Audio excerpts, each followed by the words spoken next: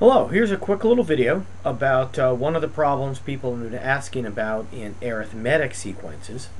And it's a problem that looks like this. Let's say I'm thinking of an arithmetic series where the 8th term, I'm going to call it a sub 8, is equal to negative 5.5. And the 30th term, let's call it a sub 30, is equal to negative 38.5. Okay, what is a sub 50? Okay, well, in order to be able to figure that out, we need to use this formula. In order to know a sub 50, we need to know the basic formula that generates the sequence. This one right here, a sub n is equal to a sub 1 plus n minus 1 times d.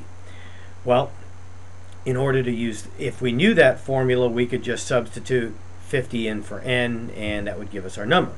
But in order to get the formula, we have to know the d, and we have to know the first term in the sequence. Okay, neither of which were given. So how do we do that? Well, first off, we can find the d by doing this little procedure that I discussed in class. Okay, I'm going to subtract the n's. 30 minus 8. That is equal to, as you can see, 22. That means to get from a sub 8 up to a sub 30 in the arithmetic progression or an arithmetic sequence, we had to do 22 additions. Okay, 22 pluses.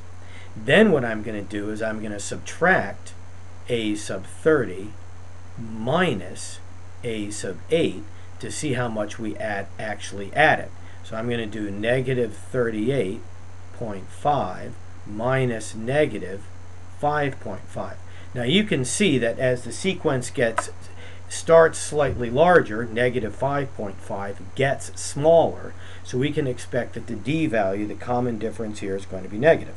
So negative, my calculator here, negative 38.5 minus negative 5.5 is equal to negative 33. So I'm going to get in there negative 33.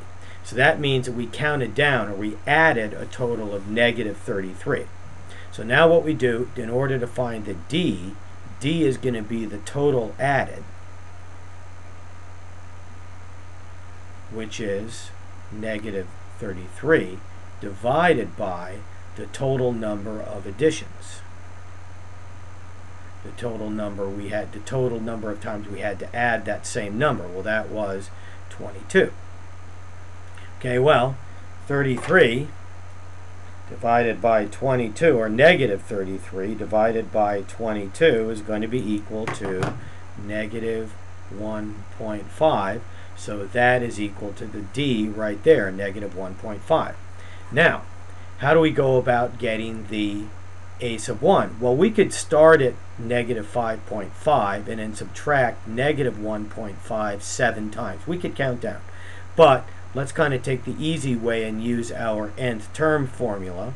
We're given that a sub, say up here, let's make sure we're writing the right numbers down. A sub 30 is negative 38.5. So a sub 30 is equal to negative 38.5. So I'm going to use that in the nth term formula.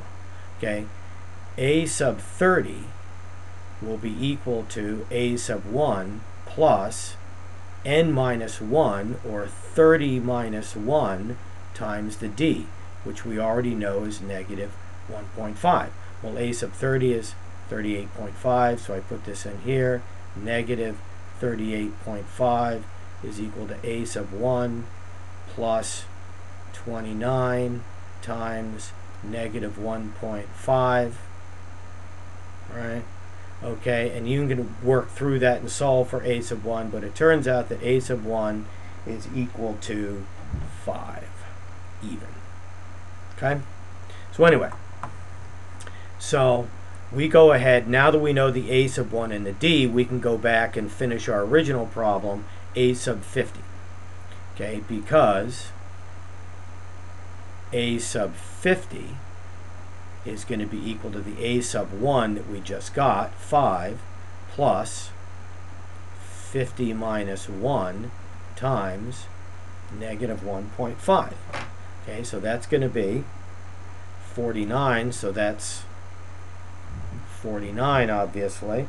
49 times negative 1.5 on my calculator plus the 5 is equal to negative 68.5. So there's our answer. A sub 50 is equal to negative 68.5. Alrighty, thanks for listening.